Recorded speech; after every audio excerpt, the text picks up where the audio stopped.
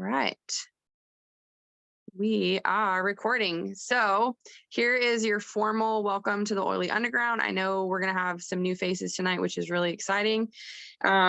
Basically, it is we dive into the science of your body or a system or, a topic, talk through it, help you feel like you have a good understanding of what's going on in your body so that you're empowered to know why you want to make decisions because you know how you're helping your body. And then we like to talk about, okay, here's some steps to do, here's some protocols to run through or work through. Here's some lifestyle modifications so that you walk away feeling like not only do you know how to do it, but you know what to do as well. So that's the Oily Underground. We all three of us have some sort of like medical training education, so even though we've got like some formalities to our names, we do not want this to become your source of medical information. We don't want to be your doctor. Don't ask us to be your lead physician. We don't want to be that because that's not safe for you and that's not safe for us. So as much as this is really good beneficial information, you're responsible for it. You need to go forth with it and research it, dive more into it. That's on you. So with that being said, I want to jump in, but I want to have a very loving caveat put out first, because I know that talking about birth control and coming off of birth control, you are often breaching into the topic of people who have been trying for a long time and have not been able to get pregnant, or have gotten pregnant but have not been able to sustain a pregnancy. And so miscarriage early on, stillbirth later on, that may be part of your story. I don't have a lot of time to address that tonight, or like one-on-one. I don't know, just have like a moment for it, I guess, right now, just so that I'm not trying to sound crass or harsh. It's just I'm trying to get to the very nitty-gritty of the things that you need to know to help your body heal. And if you are in a fertility journey, be able to get pregnant and sustain life. So if I feel like I'm being harsh or cut and dry, it's because I don't have time to be gentle with words, if that makes sense. So just know that my heart is with you. I get it. We've experienced loss ourselves. But I still want you to be able to have this time to really get the most of education that you can. So just wanted to throw that out there. So let's dive in. How does birth control work? I will say I am not an expert in birth control, and I know there's so many different types. So everything you hear is very condensed and very broad perspective. Okay. So I'm not trying to say that this is cut and dry, but I want you to have the big picture of what birth control does so that you can work with it. So essentially what it does is it shuts off the communication cycle between the hormone producing organs that you have. So your reproductive organs, your ovaries, uterus, your thyroid, your pituitary gland, like they're all kind of like working together. They're all playing a part in this hormone production cycle. Birth control goes in and basically stops the communication for them. Hormonal birth control does not balance hormones, which is what I think some of the common misconception is like, oh, it will help me balance out my hormones because I'm really high in estrogen or I'm really low in progesterone or whatever. They do not balance your hormones. They shut them off. So the problem with shutting off your hormones is that it's also going to shut off the symptoms that you're having. And a lot of people have been put on birth control for, raging periods, really bad PMS, horrible cystic acne, endometriosis, PCOS, low estrogen on a test, whatever, lots of different reasons.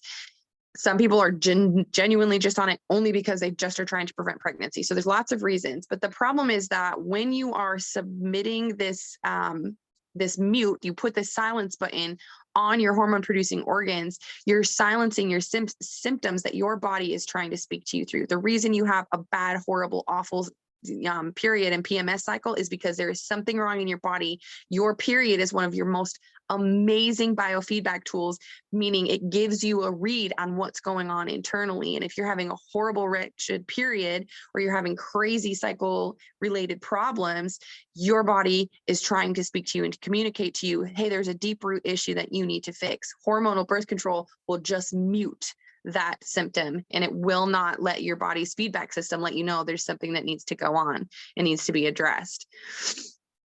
In the meantime, so not only has it silenced your body, but in the meantime, the root problem is still there and now festering and getting worse, so that when you come off of hormonal birth control, you're not in a better place. And more often than not, a lot of people feel like they're in a worse off place. And it's because not only now do you have to revamp and figure out your hormones, but now you also have this root issue that was the original cause of your symptoms, if you were put on it for symptoms. And it has festered for this entire time that you've been on birth control. This is also a part of the reason that it is so hard to get pregnant after you're on birth control, because your hormones have stopped communicating. They have to relearn how to speak each other's language, and they're doing it in a deficit state. We'll talk a little bit more about that in a minute. But when they're in a deficit state, it takes a lot longer for them to be able to figure out how to communicate and how to talk to each other. And then on top of that, sorry, I lost my train of thought. And then on top of that, your body is trying to work to resolve the original issue. That's what I was saying. I'll talk really briefly about some of the ingredients that you find in steroid or hormonal birth control. Oh my goodness. They are synthetic steroid hormones. Most of them consist of progestin, which is a synthetic version of progesterone. A lot of times they will put you on that to try and help regulate estrogen, or it is an estrogen. The problem is that these, again, go in and confuse your body. They're not real hormones. They're not hormones that your body is able to recognize appropriately, even though they're very similar. Your body is smart and can recognize the difference sometimes. Oh, sorry, my phone just timed out because I hadn't touched it in a while.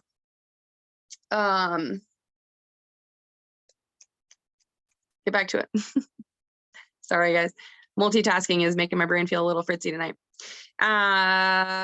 It confuses your body. And so now it has also told your body, hey, you know what? There's enough estrogen in here. You don't even need to make it anymore. And when your body stops making estrogen, when you come off of it, now you're in an extreme estrogen deficit. Or same thing with your progesterone. You haven't been making your own progesterone. So now when you get off and you're trying to get pregnant, you can't get pregnant and stay pregnant because you don't have enough progesterone to support the cycle that is early conception. So basically these hormones, they go in, they suppress the release of a follicle stimulating hormone. So this hormone stimulates your body to create a follicle. The follicle should become an egg. The egg should become fertilized, et cetera, et cetera. So they stop that production of the egg from moving down. And again, they do that in the mechanism of how they do that is they stop your hormones from communicating to each other appropriately, or they send out fake messages like, hey, we don't need to make a follicle. Don't make a follicle. When your body's like, no, I'm supposed to make a follicle. That's what I'm naturally designed to do. And so you're giving it unnatural cues, which is why so many people don't feel great on birth control, because it is working against their innate ability and their innate design for hormonal balance. Okay, I'm going to talk about the downsides of synthetic hormones and how they're messing with the communication in your body. I think I wanted to talk about this. I debated not doing it. I wanted to talk about this because most people think, or most people know, I feel crappy when I'm on the pill. I gained a ton of weight, or I came off the pill and now I feel horrific. And I don't know why, even though I was kind of okay on the pill. I really wanted to talk about what the hormonal replacement birth control or whatever, what that has done to your body, so that you understand this deficit that I'm talking about your body is working in. So the first one, we talked about it. It teaches your body to suppress and unlearn how to properly make hormones and balance them and keep them in check. It is also increases your xenoestrogens, which they're fake estrogens. They're not real. They're inflammatory. And so not only does your body see them and think, oh, it's an estrogen, I should chill out and not make more estrogen. So you're making yourself even more of an estrogen deficit. You're also having these xenoestrogens running around, which cannot do any hormonal activity. They don't actually do anything. They just chemically look like estrogen, so they confuse your body, but they're very inflammatory. They get lodged in your cells, specifically like your fat cells in your tissues, and they can't get out, and they leach inflammation and cause like a whole cascade of issues because of this imbalance and deficit. Not only that, your body is actually probably already very high in xenoestrogens because of things like fragrances, harsh chemicals, and cleaning products and personal care products, plastics. I'm trying to think of some of the other ones that come off the top of the head, but those are the ones that I have in the think bank right now. And so you're actually probably already very high in xenoestrogen. So adding in a synthetic estrogen is more confusing to the body because it's already struggling with these fake estrogens that are confusing the snot out of it and causing it to be super inflammatory. Simply removing a lot of those chemicals in your life is going to help lower those xenoestrogens, which when those drop, it's going to stimulate your body to start producing estrogen because it's going to notice, oh, I'm actually estrogen depleted. Even though I thought I wasn't, it was all fake news. And so I need to start making estrogen, which is why a lot of women, when they go in and get tested and they'll tell me, Brooke-Ann, I'm estrogen deplete. Like I'm so low, my estrogen like doesn't even read. And I'm like, yes, but if I look at your lifestyle, I can guarantee you that you are actually xenoestrogen dominant, which is why your true estrogen is in the tank, is because you have to address this issue before your true natural created estrogen can elevate itself and be productive. So sorry, that was a little bit of an extra tangent. There you go, freebies. All right, the next thing that this hormonal birth control does is it actually depletes your body of nutrients. I like to think of your nutrients in your body as a bank account, and you can only take so much out before you are in the red. So basically it strips minerals, strips nutrients. Part of that is because if you're inflammatory or your body's in a state of stress, your body is chewing through and eating up as much of the nutrients as it can possibly get because it's trying to sustain itself. It's trying to just keep itself alive to do the basic functions of living. And so this depletion of nutrients alone will cause slow metabolism, which is going to cause weight gain. It's going to impair your digestion, not only like the motility, meaning how your body moves food through, but also how your body absorbs and utilizes those nutrients. It's going to deteriorate your gut health so that even if you eat a super nutrient rich diet, you are not going to get as much in as you're consuming because your body can't actually absorb it through the gut wall into the bloodstream appropriately because of inflammation and nutrient depletion. It's going to cause thyroid issues. A lot of people will find that they have migraines, and that's because there is it's becoming very well studied, but it's a very strong gut to brain connection. Your neurological system depends strongly on the health of your gut wall and in your gut health in general. If that gut health is off, your neurological health is going to be off, and you're going to have things like migraines, ears ringing, just all kinds of crazy stuff of that nature. Some people see that they have like hair loss. Some people are not able to detoxify their bodies anymore, which means those xenoestrogens, those are toxins. Your body wants to try and get those out, but without the right nutrients to do that, it can't feed your organs that are supposed to detoxify itself. So now they can't even get rid of the xenoestrogens, and they're not doing a good job of getting rid of the other toxins that you're exposed to in your life. We talked about inflammation. Specific nutrients, if this is something that kind of tickles your fancy and you want to study this out a little bit more, it specifically depletes zinc, which is primary in our gut health. We really need that. It depletes magnesium, which is like a super vitamin, depletes folate, which is tremendous. If you are in a fertility journey, you know how extremely crucially important folate is for fetal development. It depletes B12 and B6. It depletes selenium, which is needed for proper detoxification.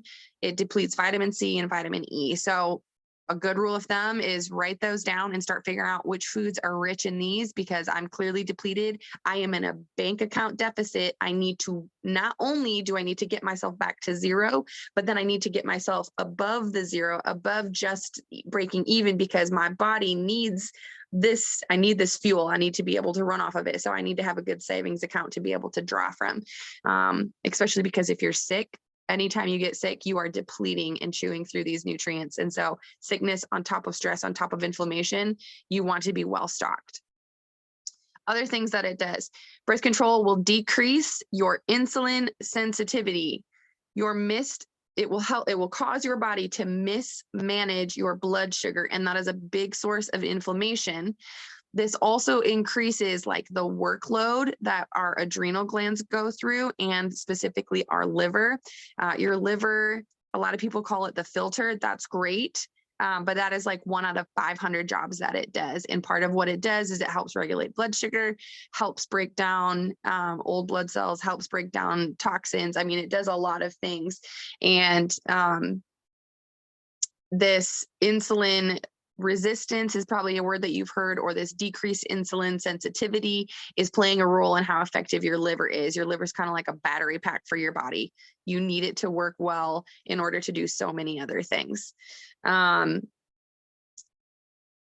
Speaking of the liver, not only is our liver probably a little bit taxed just because lifestyle in general, if we don't know how to do better, our liver takes a hit, and it's pretty resilient, but can only do so much. The other thing that's difficult about hormonal birth control is that your liver is one of the organs that is responsible for breaking down and assimilating and processing everything that is synthetically created in that birth control. So not only is it maybe already running slow, but now you've just also added some birth control and said, hey, here's another job that I need you to do. And so if it's so focused on doing that, it's going to slow down other jobs like getting rid of xenoestrogens and toxins and inflammation and appropriately synthesizing thyroid hormones, because that's another job it does. So medicine in general is very difficult on very taxing on your liver. So yes, hormonal birth control, but caveat to say Tylenol, ibuprofen, I mean, a lot of common medications that you get over the counter, and even some more often prescribed ones. Just think anytime you're taking a pill, you're taxing your liver is a pretty safe bet. Some things you can do: consume liver supporting foods, specifically foods that are rich in vitamin C, vitamin E, and adequate in protein. To try not to get on a soapbox, anybody, anywhere should be eating at least 1 gram of protein per pound of body weight each day. So I am like 180 pounds. I eat 180 to 200 grams of protein a day, and that is like a non-negotiable for me. My liver needs it. My muscles need it. My body needs it. I'm going to stop because I'm going to get on the soapbox. Just trust me, especially if you are a woman, which I'm assuming most of you are, and you're encroaching on the age of 30, or you have already passed that, get on the protein train. Yes, that means you're eating like 6 ounces of chicken every day for lunch, breakfast, and dinner. It is worth it. Your body will thank you. Okay, other things that birth control does: it will decrease your stomach acid. This is important because a low acidity, this is going to sound so weird, but I promise I'm not crazy. Low acidity can actually make you more prone to heartburn. A lot of people think that high acid is what gives you heartburn, but it is often a low acidity issue that is giving you heartburn. So there's that issue. Second thing that can happen is that whenever you have an imbalance in stomach acid, it means that your body is going to have a difficult time breaking down and digesting the food that you have. Again, this goes back to what I was talking about. If you are not properly breaking down the food you're consuming, then it's not properly getting into your bloodstream. If it's not properly getting into your bloodstream, it is not properly getting to your organ systems and helping your body have the nutrients that it needs. So it's very important to have a well-functioning gut. And part of that is having a well-balanced stomach acid. We're getting close to the end of this, I promise. And then we're going to talk about like, okay, heavy hitting, what do I do? This always sounds like the first little bit of these calls always is like, feels really depressing. I think it gets better. Next thing it does is it really decreases the good bacteria that we have in our gut. I'm not going to get super into that, but if you would like to know more about gut health in general, we did a Gut Health 101 class, and it was about an hour of really dense information explaining gut health. Go watch that if that's up your alley. It also, this is a huge one. It actually significantly predisposes women to autoimmune disorder diagnoses in the very nearest future. Autoimmune is a disorder of inflammation. I know that's super simplified, and I'm not going to sit and try and fight my case on that. But it is, your body is so overwhelmed with inflammation, it can't tell friend from foe anymore. And so it thinks everything is foe, and it starts to attack itself. Part of the reason that hormonal birth control contributes to that is because your body, it is inflammatory to your body. And if you are an already overly inflamed system, and now you add in another inflammatory, your body at a certain point cannot keep compensating. It has to give. And so autoimmune disorders can potentially be the diagnosis that comes of that. We talked a little bit about it, but it does change the gut-brain axis, which is, that connection between your neurological system and your digestive or your gut health. They're very closely linked. It's called the gut-brain axis. Which is going to change how your body's able to regulate moods and emotions. A large percentage of like your neurotransmitters, so think like the happy things like serotonin and dopamine, depend on your gut health to be able to be produced. If your gut health is off, you can't produce them appropriately, which means you can't regulate your moods and emotions appropriately. So there's that.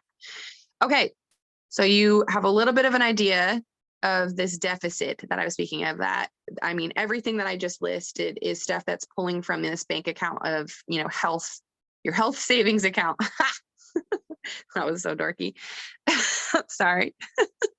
So your health, I'm going to stick with it though. So you have this health savings account that you have pulled from, and all of these different things, even if one of those was not majorly your issue and you're like, yeah, I don't really get migraines, that's fine. It is still affecting your gut-brain axis.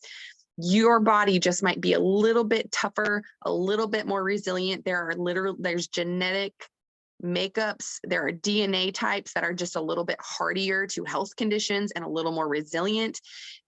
So yeah, maybe you're not seeing some of the symptoms as extremely as other people, but these deficits, these withdrawals in your account are still happening no matter how good you feel. So just keep that in mind. So what to do? First thing to do is to replenish your nutrients. Your body is desperate, because if you do not have enough nutrients, then your body will steal from Peter to pay Paul. It will steal from your thyroid to try and support your liver, or it will steal from your reproductive system to try and support your gut health. So when you are depleted of nutrients, somewhere in your body is getting stolen from to try and compensate. So what can you do? What kind of foods can you eat? Organ-rich foods are great. So liver, I know some people eat heart and kidney. If you can't stand the thought of putting that stuff in your mouth, I totally get it. Look up like organ meat supplements. They dry it, they powder it. Try to opt for organic and grass-fed. I'm not going to get into why, but just trust me on that. So organ-rich foods, partly because they are just so nutrient dense, but they're also nutrient dense in the right ways, where it's like, for example, you need copper in order for your body to uptake iron. And if you don't have copper, your body can't utilize the iron. And so then the iron just becomes inflammatory and like a toxin to your body, because it's just like floating around and not being used. And so organ-rich meats have iron and copper. They have a lot of these complementary vitamins where you need one in order for the other to work. Sorry, I'm getting super dry. Another one that's really good is coconut water. If you don't like the way that it tastes, opt for cold press. It doesn't taste as bad, or mix it with some other stuff.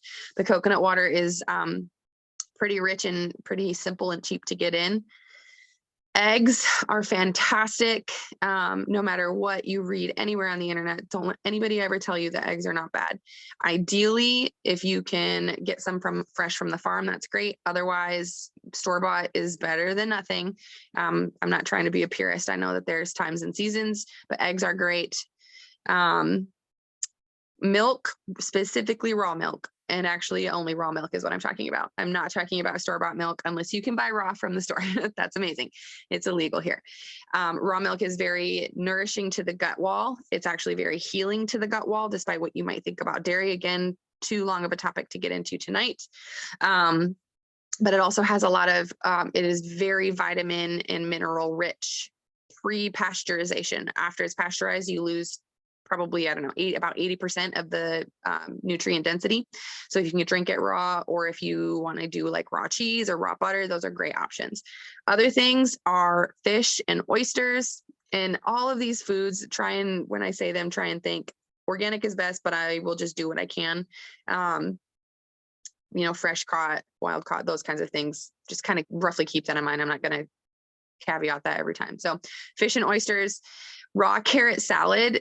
So shred up a bunch of carrots, drizzle some olive oil on it. And I like to do balsamic vinegar, a little bit of salt, and a little bit of pepper. And I try and eat that. It is extremely beneficial for your body. It has to be raw. Don't use baby carrots. Use like legit, like the big guy carrots. It's actually very beneficial for helping your body break down and remove excess estrogen and xenoestrogens. So very beneficial to get that into your system. And it actually, I hate raw carrots, but I can actually palate that pretty good. So that's saying something. Other things to start consuming more of: bee pollen is a good one. Brewer's yeast, you can figure out, a lot of people will, it's kind of like a nutty, cheesy flavor. So some people will just sprinkle it straight onto stuff if they're wanting like a little bit more of a cheesy flavor. And gelatin. Gelatin is a very, I can't remember exactly what the name of it is, but it has an amino acid in it that is incredibly healing to the gut wall. So that's something that's very good to get in. We like to make orange juice gummies. So I bloom the gelatin, mix it with orange juice, let it solidify, and just eat them. They're also very high in protein, which is great. So good for the protein count, and also good because that amino acid, the amino acid profiles that are in it is very beneficial in healing to the body. And then just last but not least, opt for whole foods in general. If it is coming packaged or boxed or pre-made, it is probably not beneficial for you. If it has a seed oil, so grapeseed, linseed, safflower, sunflower, canola, vegetable, those are extremely hard on your body. They are wickedly inflammatory to you.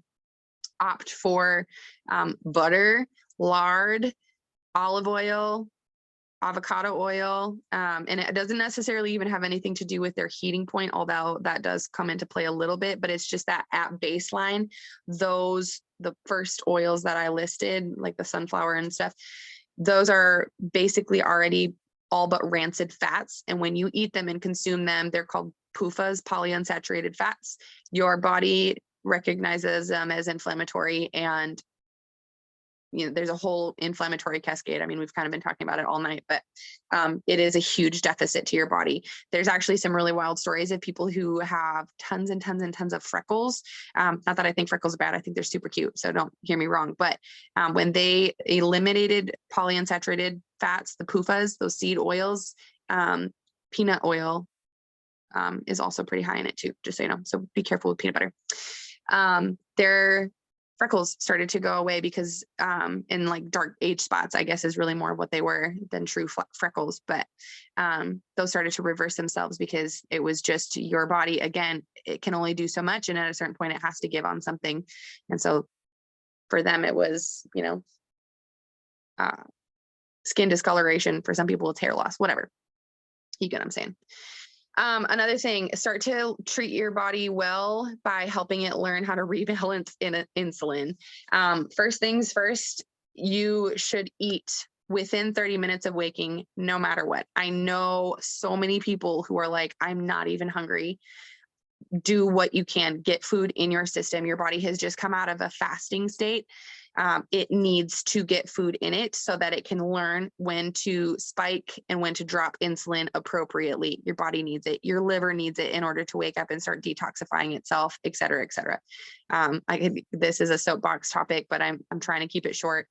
Just trust me. If you can start eating within 30 minutes of waking up, you're going to do your body a huge favor. Then you need to start eating about every 3 to 4 hours. Women, it is not cute. I love you because I grew up with people in my life who role modeled that this was cute girl behavior to forget a meal. Oh, I forgot to eat. That is not cute. You are disservicing your body. It is actually incredibly harmful to your body. Yes, you probably don't have an appetite. It is because your body has suppressed it. When your body is suppressing anything, what did we learn about symptoms and that biofeedback? If your body is suppressing stuff, it is because it is muting the root issue, and it will fester until you deal with it. So you need to be eating every 3 to 4 hours. And when you eat, it needs to be a good, rich meal. It needs to be, first of all, enough calories. Don't ever tell me you're eating less than 1,500 calories a day. I don't care who you are or what you do. You need a lot of calories. If you want to know a lot more about that, we have a nutrition call that we recorded in our YouTube. Go watch that. It explains so much more about that. You need to eat carbs at every meal. Your liver needs you to have carbs all through the day, not just carbs in the morning, not just carbs at night, at every meal, it needs to have some carbs to work with. The carbs are the fuel for your liver. Your liver is what is getting rid of old estrogen. It is what is helping make sure your hormone profile is able to be balanced after you come off of birth control. You need to feed your liver. And then proteins, talked about that, not going to go back into it. And fats. Fats are so good. Fats are satiating. They help you feel full longer. So that's a great thing. Also, fun fact about proteins actually, somehow, I can't remember, the science was a little bit over my head, but the way that they sugar, or like carbs and blood sugar in general, and protein play with each other, is that protein actually helps balance the blood sugars. So I don't remember exactly how, but there was an article and it was cool. If you're struggling to have enough calories or to eat enough of these food groups each meal to help balance your blood sugar, then just download a macro counter. There's free options everywhere. A lot of them help you figure out like what to start at and what percentages to work with. Another thing that you need to stop doing is stop drinking coffee before your meal. There are so many avenues of why this is damaging to your body, but to try and keep it on I'm trying to recover from birth control and I'm trying to sustain life if I'm on a fertility journey, is because that is extremely stressing to your body. Stress equals inflammation, but it is also extremely taxing to your hormone producing organs, specifically your adrenal glands. But if your adrenal glands are off, they are part of your hormone system. If those are off, your other hormones are off. Specifically speaking about the adrenal glands, if your adrenal glands are in overdrive, they are producing too much of a chemical hormone called cortisol, and cortisol is your fight or flight hormone. If you are being chased by a bear in the woods, if you are living through a war, do you think your body recognizes bearing children as a priority to survival? It will not. It will preserve you. I know that in your mind, you want a baby super, super badly with all your heart, but your brain, your body's balancing brain, it isn't that smart. It can only know how to sustain life and sustain yours alone. And then once you are in a place of rest, in a place where there is no stress, your body isn't recognizing imminent danger, then it can start to sustain life. And the reason I draw us to that conclusion is because if you are overproducing cortisol, your body, even though you're not living in a military war zone and you're not being chased by the bear in the woods, your body recognizes them the same. It's a slower, more insidious recognition, but it is still doing the same things in your body. It is keeping it in a state of fight or flight and not rest. So stop your coffee before your meal. Don't do it. It will also make it easier to start eating in the morning because you won't be suppressing your appetite with that. The other problem with having coffee before a meal is that it actually triggers your body to start consuming itself. If you do not give it enough nutrients, specifically carbs, fats, and proteins in the morning to work with, it will stimulate catabolic hormones. You don't really need to remember that, but it will basically stimulate your body to produce something that triggers your body to say, let's start eating muscle tissue. Let's start breaking that down for food. It's not even breaking down your fat. It is breaking down your muscle tissue, which is, nobody wants that. So yeah, it does that to turn it into fuel. So fueling your body is essential for repairing what's going on. Your body needs a lot of fuel to rebalance and repair after all of the negative withdrawals from your health account. I don't know why. Hold on, sorry. Okay, there's a few accidentally misplaced things about that, what you can take for your liver.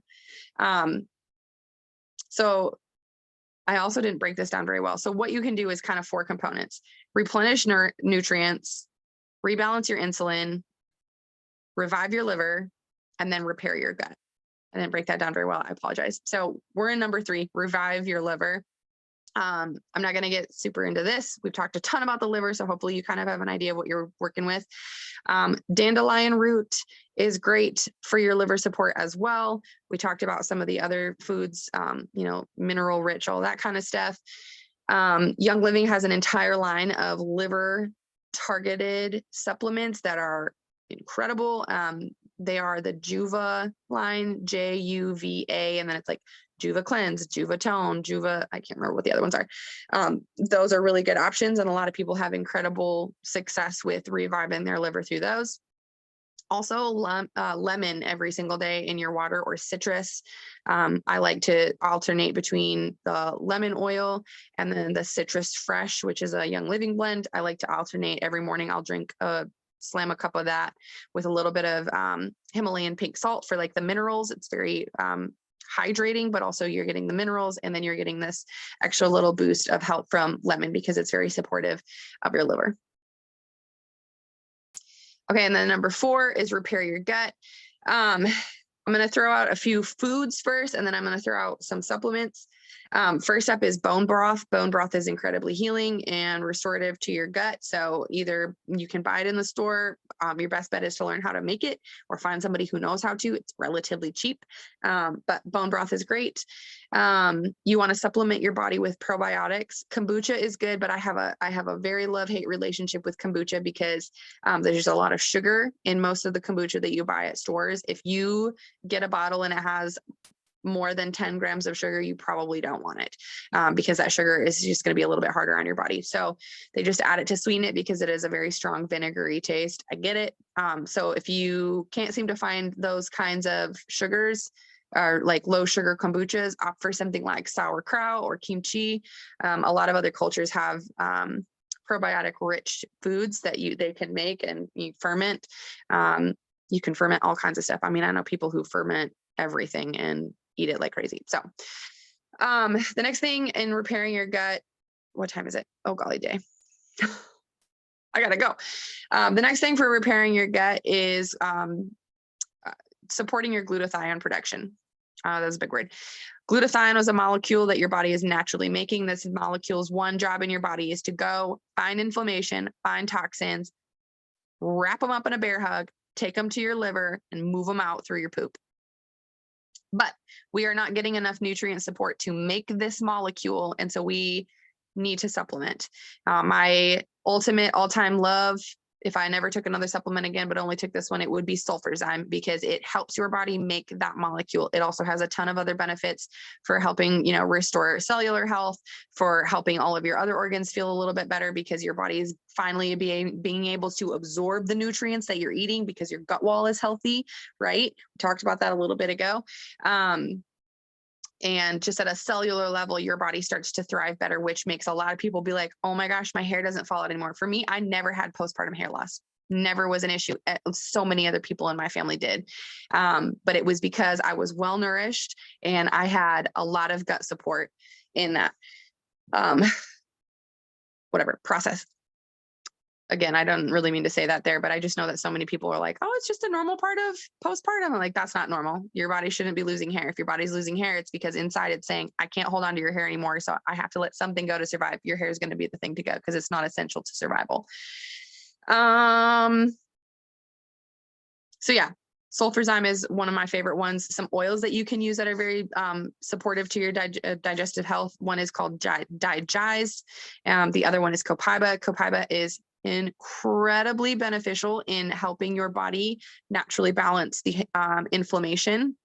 If you just Google the benefits of Copaiba and kind of go down that rabbit hole, you will find that it is incredibly powerful because of some of the chemical constituents in it. And by chemical constituents, I mean like naturally occurring chemicals like oxygen, is a chemical or not chemical. Whatever. I think you guys get what I'm saying. I'm not going to try and fix that statement because I'm running out of time. Okay. So that's how you need to heal your body. I know that felt like a lot, but really, if you boil it down, it was just those 4 things: replenish your nutrients, rebalance your insulin. It's as simple as just getting up and eating every 3 hours. Revive your liver, start taking a few things, herbal teas that have dandelion root in them. Little bits are going to add up quickly. And then repair your gut. Find a good supplement. I recommend Sulfurzyme and take it all the time until you are starting to notice differences. So that's how you're restoring your body post-birth control, no matter what your trajectory is. Now, if you are in the camp of, I'm also wanting to prepare for fertility. I'm very briefly, hold on. Let me back up. So you just came off of birth control. We're backing up to that. Me and Sarah Loveland and Sarah Jones, we have developed a plan and a protocol that walks you through 4 months of healing. Tells you exactly what to buy and exactly what to do. Helps you figure out after you've come off of birth control, am I truly estrogen deficit, or maybe am I high? Am I progesterone high or progesterone low? And what should I do specifically for those? Like in my whatever camp you fall in, we have worked out a walkthrough for you to be able to utilize. So if you are in need of that and you're like, yeah, I want to know what supplements I need to buy every month and what to do, you need to reach out to us if you're on our teams and just say, hey, I want that, and then we can get it for you. If you're not on our teams, because I know some people are potentially new, talk to whoever invited you to this call and just ask them, how do I get started? Because we can start you right into month 1 and you can just start ordering all of those things. It's not like you need to buy something else first. You can just start there. So there's that. Now we're moving into prepping for fertility. We talked a little bit ago. If your body is in fight or flight, it will not sustain non-essential things, and carrying a child and developing a fetus to, all the way through birth is not its priority. It is just trying to keep you alive. Same thing with this fight or flight thing. The same goes with this. If your body is in a deficit, if your body is in a deficit of nutrients and minerals and doesn't have enough to sustain its own self, and it's having to steal from other organs to pay off the debt of other organs, or it's, eating through muscle tissue because you're not consuming enough food through the day, those things are going to trigger your body to say, I clearly can't even keep this alive. I just can't do more. I'm sorry, but I just cannot do more. So that is what we're trying to work against. And I hate to use the word against because it seems so like, I don't know, it seems negative, but I feel like there's no other way to say it, I guess. We're trying to repay the dues so that when you get pregnant, you are able to sustain.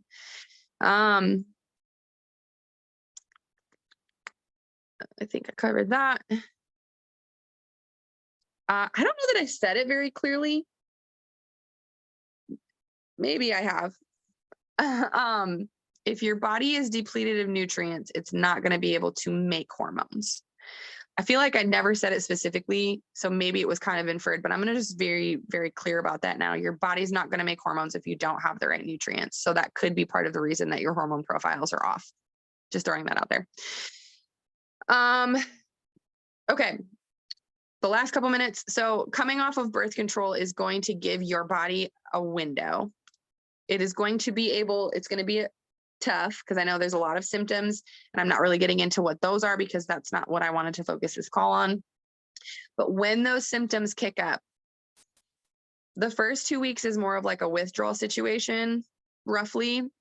By about the end of month 1, you're starting to see, okay, no, these are the true blue issues that are residual.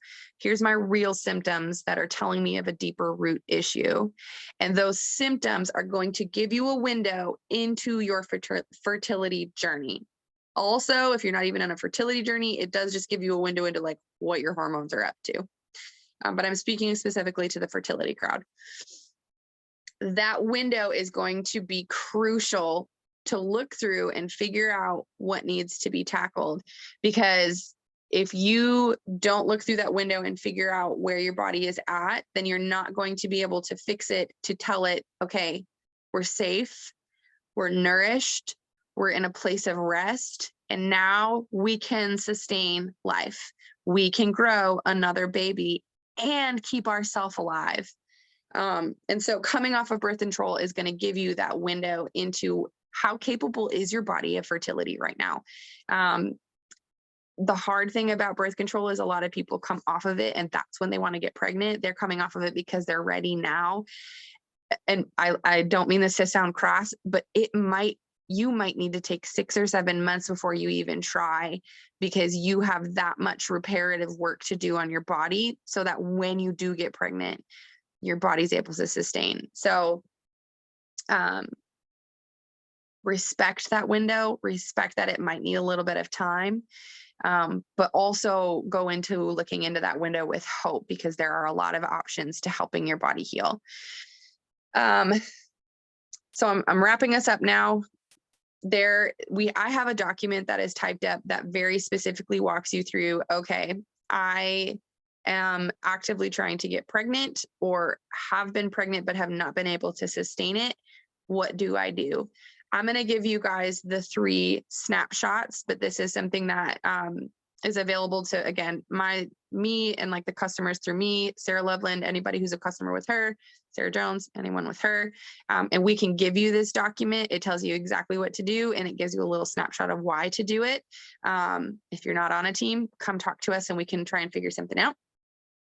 But I will at least give a caveat or like a overarching view of what you can start digging into to start figuring this out on your own, if that's a little bit more up your alley. First is clean your environment and clean up your lifestyle. If your environment is toxin overloaded, then you are setting yourself up to be in a constant state of stress. And if we're in a state of stress, we are not in a state of rest to be able to sustain life. So that's the first thing to tackle always, because that's like the biggest offender. Second is diet and nutrition. One of my favorite resources for learning how to eat to heal your hormones, her name is Jessica Ash, and then it's Wellness. She has a website. She has an Instagram channel. Or an Instagram page. She has a YouTube channel. She is just brilliant at helping you learn how to start eating, and not like crazy person eating where you're like, I don't know, like hypersensitive to sensitive, but I don't know, she doesn't make it so crunchy that you like can't eat anything but like raw kale. She's good rich foods, I guess is what I'm saying. So check her out, and that's going to be helpful for getting your diet into alignment for what your goal is. And then once you have those 2 things taken care of, then you can start talking supplementation. Some of our favorites, we've got a really extremely mineral rich dropper through Young Living that is so incredible. It's got over 60 different minerals in it, and kind of like what we talked about earlier, like if you have iron but not copper, you're not going to be able to uptake the iron. Same thing with minerals. If you have too much of this mineral but not enough of that mineral, you're not going to be able to uptake them. Well, this complex, it's called Mineral Essence, it's completely loaded with everything you need. So you just take the dropper, and you know that you're you're putting money into that health savings account that you have been in deficit of. And we list out a couple other things, a couple of favorite of like multivitamins, and then a couple of different oils that are extremely beneficial for helping your body move in the direction of hormone balance to sustain, and also just to be hormonally balanced. And for those of people who are kind of new to like how essential oils work in the body, I need you to picture your cells as has a lock, like the hole for a lock, and essential oils are like a key. And basically the 2 chemical makeups of these 2 things, the lock and the key, they need each other. And so the essential oil key goes into the lock of the cell, turns it on, and says, this is the job that you need to go do it better, do it faster, do it stronger, whatever it needs it to tell it to do. But it basically helps your cell go do what it has been designed to do. And that's why essential oils are so beneficial and so helpful, is because they go in at the cellular level and they start working. Okay. Oh my goodness. I can't believe I got through all of that. I'm going to close my document real quick and see. I know that there were a lot of stuff coming through well, not a lot, but I saw some stuff come through the chat, and it looked like most people. Yeah. I saw somebody said that they were going to be on birth control, or they were put on birth control because of ovarian cysts. They tried to put me on that because I had cysts every single month for years. And they tried to put me on it. And my mom was like, no, we're not going to do that. Thank goodness. It ended up being when I cut out dairy, I only do raw dairy. When I cut out dairy and I started using Progessence Plus every single day, I get maybe 1 cyst a year. And I used to get 1, if not 2 every cycle. And several of them required surgery because they started to choke off the oxygen supply to my ovaries. So I feel ya. All right, let's see. Okay.